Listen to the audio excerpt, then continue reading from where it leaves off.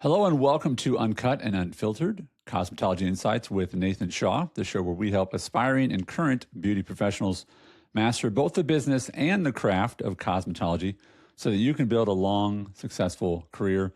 I'm your host, Andy Traub. Today, we're going to talk about how you can make it big in a small town and how you don't necessarily have to go to a massive metro location in order to build a career and to make really good money.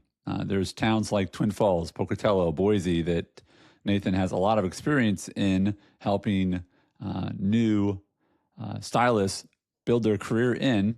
And, Nathan, you've built your business not in the major and biggest cities, correct? Correct. Yeah, absolutely. So we're going to talk about how you can build a great business without being in a big city. Some of the things we're going to talk about is understanding the city that you're in and how being in a different place can lower your costs. So it's actually a better place to work from an affordability standpoint. So Nathan, let's talk about this first. I think about a little kid who says, one day I want to be an NFL football player. And they think that's, I'm going to go to the biggest and best, and they want to go play in the big city. And then you've got, maybe a stylist over here that says, sort of same huge dream. I'm going to go be one of the greatest stylists in New York. And that's cool to have that dream, right? What would your advice to be to someone who maybe has that dream, but you need to, take some steps to get there or just temper their expectations? So that's a good question because to your point, like you don't ever want to silence their dream because some of them can and will make it, right? But I think oftentimes people are too quick to dismiss like their own backyard, so to speak, and what's possible in their own community already. It's easy to think that like the big market, the big city is where all the excitement is, and that's the only way you're going to reach the pinnacle of success. And yet, I think of some very, very prominent hairdressers in the industry that have, I think of one guy in particular, and he's got schools as well in Wichita, Kansas. He's been a platform artist and does all kinds of things. And it's like, Wichita is not New York City, right? And yeah, Wichita is a joke that's a part of New York City. Like, yeah, like if someone told a joke, like what's in between Wichita and New York City? Because there's yeah, such a right. huge contrast. So you have a friend does he have schools there? Yeah, it has a school in salons. Yeah. And Okay. so, Yeah. but like I said, In he's, Wichita. yeah, and he's Wow. built a great name and great reputation for himself and really done a fantastic job. And then I've seen it myself in Boise. I had a brother in Burley, Idaho, tiny little town where we grew up, that his plan wasn't to do hair there. Some family circumstances, without getting into the whole history of that, but he ended up moving back to be closer to family. And, he just blew up his career there. And it's What one of kind of those things. numbers? So Burley, sorry for not knowing, Yeah, but no that's one fine. else does either. So I'm going to ask the question, where's Burley and how many people live there? Yeah, it's South Central Idaho, and I'm not sure. Last I remember is probably around 12,000 people. Now, granted, Whoa. yeah, it's small. The area around it, there's a few other towns. It's probably, you know, Okay. 20, I love 25,000 that. between the little towns. Yeah. No, I love that example, Nathan. I live in a Yeah. town that's got about 60,000. About 40,000 has moved here in the llast 15 years. It's boomed. Yeah, right. We're outside of Nashville, and, Uh-huh. you've got schools out in the Nashville area, school in the Nashville area, and there's growing areas. But to say you're going to be, I want to be in Nashville, I want to be in Chicago, I want to be in, you're saying you don't have to, and here's why that can be a good thing. So let me ask you, because I know you've talked to and you know some of these people. What is it like trying to compete at that higher level? I mean, how cutthroat is it when you reach that pinnacle, or is it just there's so few people that can really make it big in New York? You know what I mean? Yeah, and I don't know if it's a numbers game per se of so few people, but it's really, you get in those big markets, there's a lot of noise and a lot of competition. And I What mean, do you there mean can be by a lot of, noise? What do there's you mean by just so noise? much, you go into a city like New York and just that, it's noise. Like, and Yeah. everywhere you look, there's like something vying for your attention. You know what I mean? Um, and that can be the same for like even like the beauty industry or like as a hairdresser. It's like, well, there's a bunch of shops. You walk down the street there. I'm sure you're gonna see many shops, right? And so it's like, how do you stand out? in all that noise, so to speak. I also think smaller town communities, they do have more of a sense of community, and your name will spread faster if you do good work and you have good customer service. People are going to talk about you more. Where I think people, as much of an oxymoron as it seems to be, you get in those bigger markets, people are less likely to talk to strangers or people they don't know as well. They stay in their lane more, right? Yeah. And people in smaller communities, there is more of a sense of community, and people are open with like, oh, you should see my hairdresser, he's great, or she's great, you know, Yeah. and so it's a different vibe.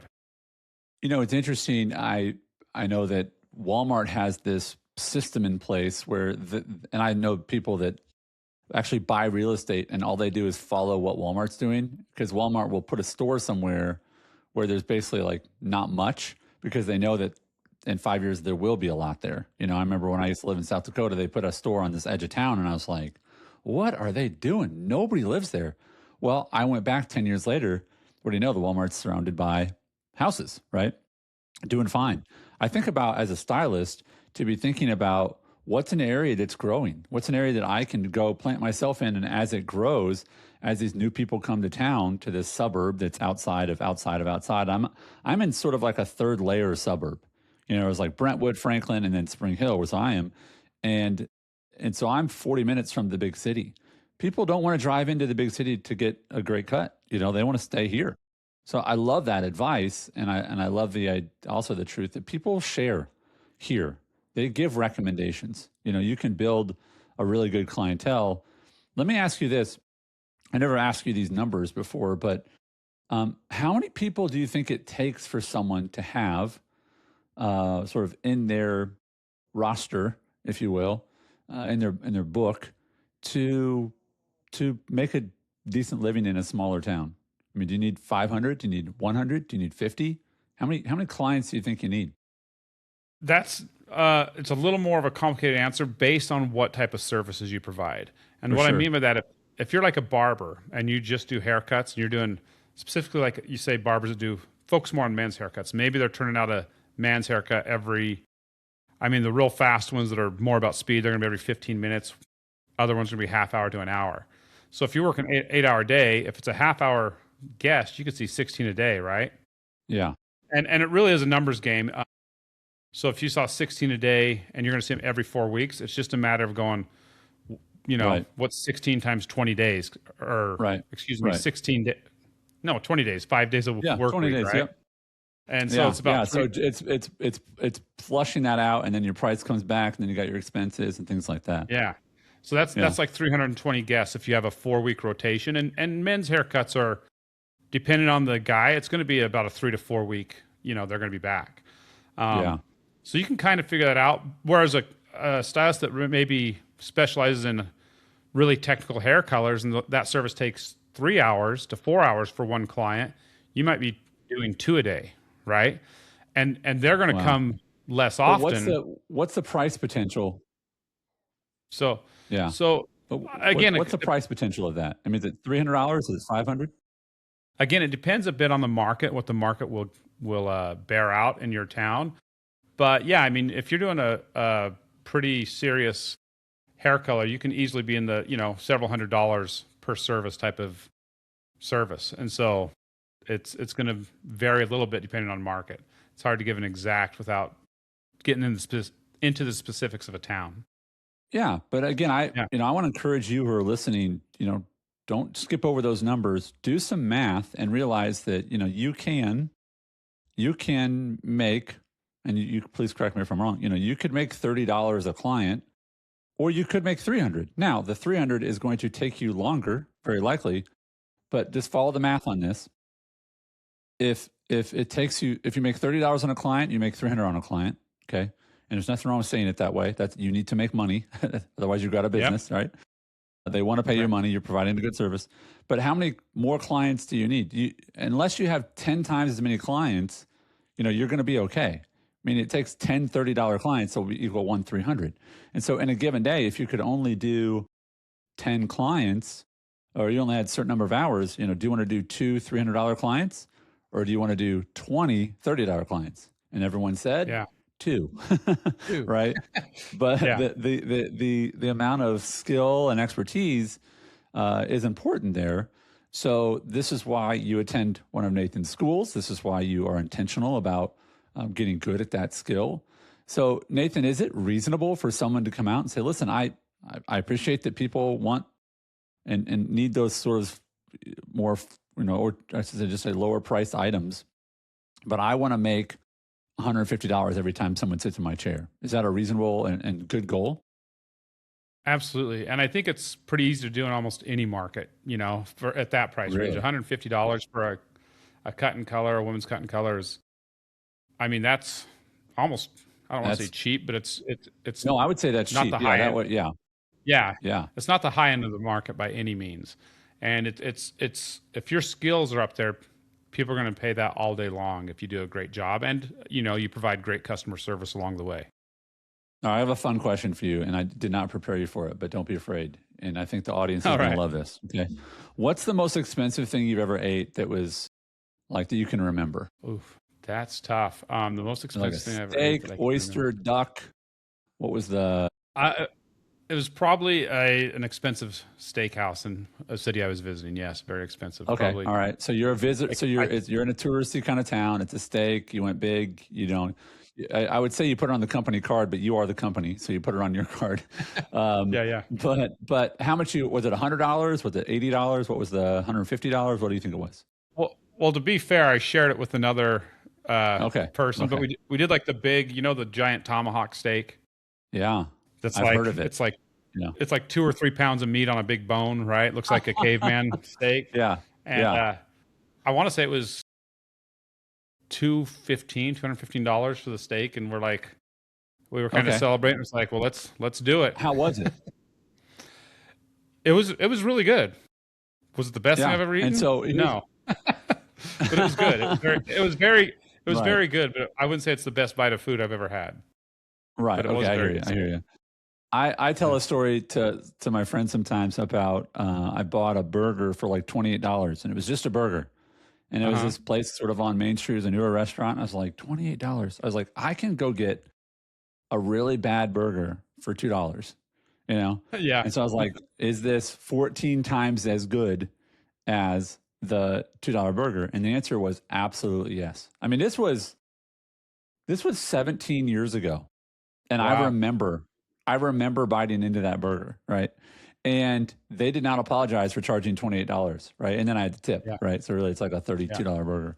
So I say that because for you listening and watching, for you to charge 10 times what someone else charges for something is okay. You can go buy a $20 steak somewhere. You can buy a $200 steak somewhere, right? And people Absolutely. will pay that.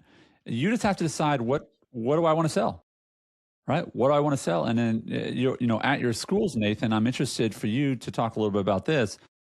How do you teach your students about pricing, about sort of getting past maybe a limited mindset of no, I couldn't charge that much? So, we do some business classes fairly often, talking about how to build their business, how to price, when to raise their prices. We have a calculator that kind of shows, hey, how much you have to make per hour to cover your overhead and actually have a profit that we can share with them. But at the end of the day, we talk a lot about that. When you say like how to price or how to charge prices, it's just that. It's like sometimes, especially I talk to students, most of them are full-time students. So they either have a part-time job or, their income's limited because they're going to school full-time. And we get in this mindset of we start to predetermine what our guests are willing to spend money on. And I have to remind them, it's like, that's not your job for that. You already decide their budget. Your job is Yeah. like, what do you need to make? And the right people will come to you at that price if you deliver the value.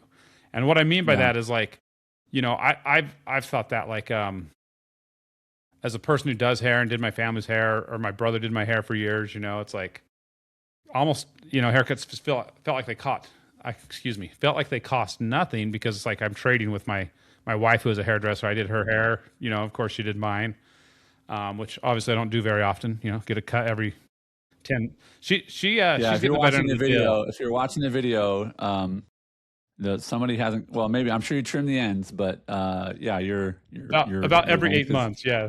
I'm pretty, okay. There you go. I'm not the best client, but the point is like, because I can do it. It's like when my wife wants to hair, it's like, well, I'll do it. I'm not going to have you go spend this Yeah. money somewhere else because I can do it. Yep. So it's easy for me to Nathan, I change think, that value in my head. But if someone doesn't have that person in their life and they want their hair to look great, they're going to happily spend that. yeah. I've heard it said, you remember that you're not your customer. That's Exactly. that's why you're in the service industry. Like I would just do that myself. I think about that where some people will pay $300 for someone to, fix something in their house. And someone else would say, buddy, go to Home Depot and buy the $3 part and install it yourself. And the other person says, no, I'm paying $300 and they're going to fix it because I don't want to learn how to do it. I don't know how to do it. And I've got the money for that. Right. So, it can take some mindset shifting to charge what people will pay. And the other is there are some people who really believe that you shouldn't charge a certain amount. And the reality is you can go buy a car in 2026. You'll find a reliable used car for maybe $15,000. You can also buy a brand new car for $150,000, and both will get you from A to B. And as a service provider, you just have to decide, do I want to sell $15,000 cars or do I want to sell $150,000 cars? Meaning, do I want to sell $15 haircuts or $150 haircuts? And styles and colors. You get to decide. And I think that your story, I'd love to tap into that a little bit more as we kind of wrap up here about, making good money in a small town. Do you remember some shifts from your story of like, wait, I raised my prices and nobody said anything, or I raised my prices 20%, but I only lost 5% of my customers. So now I'm making more, right? Yeah. Yep. So, yeah, I mean, I had that happen obviously several times through my career as a stylist because when I started out, 20 plus years ago, I hate to say how many years sometimes now because it makes me think of how old I'm getting. But when You're just a vet. I remember starting out and yes, I'm a veteran. Thank you. I started out and I felt like, okay, I didn't want to be the cheapest in the market, but I also knew I couldn't be the most expensive, right? And my skill level wasn't there. But as I started getting busier, I realized like, hey, I'm getting busier. I need to raise my prices. And what I did first, so I raised my prices only for new guests and I kind of grandfathered my old guests in at the old price. But pretty soon I had more of my guests paying the new price than were paying the old price. And at that point, I realized like, I'm just going to raise them all to that price. And, and if I lose a little, that's okay because I was getting fairly booked. I realized it would open up my books so I could take more people, new people that would be willing to pay that price, right? And the amazing thing is that like, yeah. Can I pause you real quick? That was Yes. really awesome. So just from a perspective, let's just keep it real simple. You have 100 people, you raise your prices because you've got maybe room. Let's say you've got 60 people, you got room for 100. And you're like, I'm going to raise my prices. And then you add, let's say 40 to that. And suddenly you add 60 to that. And maybe you add 70. And the point is, at some point, Nathan's book tilted towards more people paying the new price than people paying the old price. And so when that happened, Correct. and there was still room, it was like, I'm going to raise my price for the older people again. And if they leave, I'll fill them with new people, right? It is this shift that you can do. And I love that happened. And I've just heard 10 out of 10 times when you do that, that's what happens. It will eventually shift towards, you'll lose some people, but it will fill out and you'll gain more. So that happened. And then what happened as you continue to raise them? Well, and honestly, the first couple price raises or increases I did, I might have lost a person or two, but I hardly lost anybody.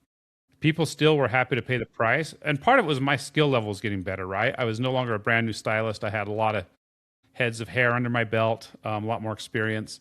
And it wasn't until I started getting to be one of the more expensive people in my market, probably. And I don't necessarily think I was the most expensive, but I was getting to be one of the higher priced stylists in my area there in Boise. That then when I do a jump, I would lose a couple more people. And part of it was just, it was a budget restriction for them. And I understand that. And it was always sad to see them go because you kind of, you gain relationships with these people. But by the same token, I realized every time I did that, there was a whole nother segment of the market out there that was willing to pay the new price that I had not yet met. Yeah. And so once those people left and my books had an opening again, I could fill my appointment book with someone that they didn't know my old price. They only knew me at this new price, and that's what they expected to pay from day one. Absolutely. Yeah, it's like when my kids are like, "Oh, that candy bar is only $2," and I'm like, $2? It was a quarter when I was, okay, boomer. Yep. They're all Yep. they don't, but you don't know. You don't know what the last customer paid. You don't know that the Exactly. prices were half as much before. Unless you were paying before. And customers generally don't talk to each other, as they pass. What did you just pay? What? It's like sitting in an airline seat, Yeah. right? The person next to you paid twice as much, but you don't go, "How much did you pay for your seat?" "Oh, I want my money back." That doesn't work that way. You pay what you pay. Yeah. Yeah. Sidebar question: have you ever kept a price for someone because you just liked them a lot? I mean, have you ever be like, "I can't do that, Nathan." All right, well, we'll just keep it. I like hanging out with you. Do you ever have a relationship with a client to the where you're just like, the next one's free, or you ever do anything kind of cool for your clients just because you built a good relationship with them? Maybe not across the board, but individually. Absolutely. Sorry, I didn't mean to cut you off, but absolutely. I mean, I think of one guy in particular that he was an every 2 week men's haircut, right? Wow. His name, yeah, his Wow. name was Pete. He was a big executive for the hospital. And he wanted his thing was, he's in meetings. He had a lot of, front facing responsibilities, and he wanted to always look consistent. And so at 2 weeks, he felt like no one noticed when he got a haircut because it's grown so little. So it Yeah. never looked like he had a Yeah. fresh cut, but it never looked like his hair was outgrown. And Wow. of course, he was in finance, and so he just said, "Hey, where I come this often, how about if we set this as my price, and I'll pay you this much every time, and I'll see you every 2 weeks." And I was happy to do it, but partly he was one of the first clients I had in Boise. When I say first, I mean in the first year or so, year or two. And I did his hair for 20 years, and we became super good Wow. friends. By seeing him every 2 weeks, we talked a lot. We talked, and I'm a dude that likes football, and I did a lot of women's hair, so it was kind of cool. And you got a guy in your chair, and you caught up on football, or talk sports, some Yeah, things, I got beat and some today. women I talk. get to get it out of my Yeah, system. yeah, Yeah. Do you always schedule them exactly. on I'd get, Mondays? So I schedule them on Mondays so you could talk football, yeah, That's yeah, talk great. about what happened over the weekend in the football games. Yeah. But so he did that. But the great part about it is, he was also a businessman, and I remember at one point he's like, "Hey, I think I need to give you a raise with what I'm paying," because I didn't bug him about the price forever, but I think he knew it's like I've been doing this a long time for this price, and so he just upped what he started paying me. And I Great. think you'll get that type of mutual respect. I've had other situations. I had a family. I did the whole family's hair, and um, I remember, and it was like 3 generations. They'd moved from the Bay Area to Boise, and so I did Wow. the daughter's hair first. Then I started doing her mother's hair, which was actually the grandmother to the daughter's daughter, right? So I literally did all 3 generations. And um, when Sharon came in at one point, she was in earlier than normal for her hair appointment, and her husband had passed away, and she was getting ready for the Mm. funeral and wanted her hair done. And it's one of those things. I was close with this family as well, and um, I mean, and it's not.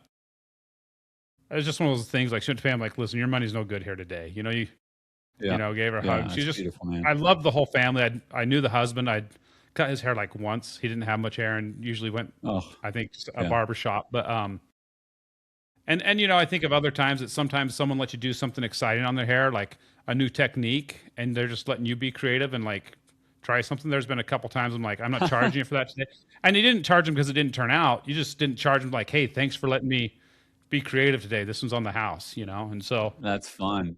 That's you do fun. those types of Yeah. things sometimes, and it's rewarding as a stylist, but I think it also kind of makes those people's day too. Absolutely. That's a cut they'll probably never forget in a positive way. It wasn't like, "Hey, I tried cut." I'm not going to charge you Yeah. because I tried and failed. But I also think about, and I wanted to, we'll end on this, but I want to encourage you. I want to encourage you who are listening to consider this. There's no way Nathan could have done that unless he was profitable, right? You can't be generous when you're not profitable because you need every single person to pay, pay, pay, pay. And how exciting, how memorable it is. I mean, how many people has Nathan given a cut to or style to or color to? And I asked him for a story and he remembers, 2 or 3. And I'm sure you could remember 20 if I gave you enough time. But being able to be generous is memorable for you, the giver. It's a blessing for you, the giver. It's a blessing for those who receive. And so if you want to experience that, you've got to be profitable. And so why not be wildly profitable so you can be even more generous? All right. That can be very exciting. and very fulfilling. So, Nathan, I really love those stories. I think that you've given some really practical advice on why being a bigger fish in a smaller pond is better than being a big fish in a big pond, and that being a larger city. I also really appreciate your stories from your own career, which is what makes this show really practical and helpful. So, thank you for those stories, and thanks for your advice. Hey, happy to do it. Thanks, Andy.